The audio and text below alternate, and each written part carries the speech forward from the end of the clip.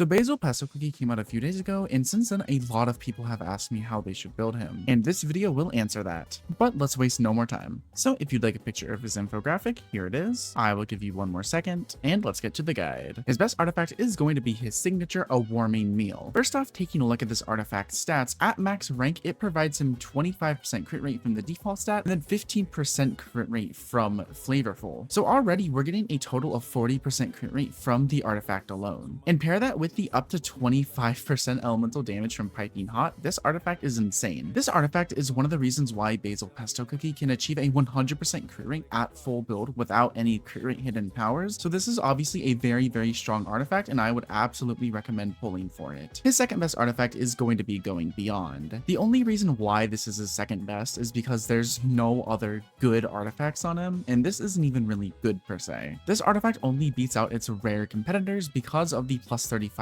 attack that it gets for being an epic artifact. And also at max rank, it increases his elemental damage by 18%, which is alright. So if you don't have his signature, this is going to be your second best option. But to be honest, the second ability on it is kind of useless. The third best artifact slot is shared by Warrior's Oath and Lonesome Moonlight. Even at max rank, Warrior's Oath still loses to Going Beyond because, like I said earlier, the 35% attack that Going Beyond gets for being epic beats out Warrior's Oath's extra elemental damage. As in calculations, attack is just more useful than elemental damage. But if you don't have a spare Going Beyond, Warrior's Oath is also viable. There's also Lonesome Moonlight, but I wouldn't necessarily recommend it over Warrior's Oath because in order to get its bonus, you need to lose 50% of your HP to get the 30% attack that it provides. Meaning this isn't necessarily ideal in raid modes, but it is definitely on par with Warrior's Oath because the attack increase it provides is definitely good. Just throw him off a cliff a few times and he'll be fine. Moving on to weapons, his best is obviously going to be his unique giant Pesto Pulverizer. Like all fighters, it gives him the tower climber bonus of plus 20% damage dealt. This is an absolute no-brainer. After that, you have the sturdy baguette staff and the golden orange Choco Spear, which both provide really useful stats. I personally prefer the baguette staff. Finally, you have the boomerang candy and the laurel bow. Neither are ideal because he doesn't necessarily need crit rate, and the fragrant laurel bow is just a bad item. Hey, if you're enjoying the video so far, you should go ahead and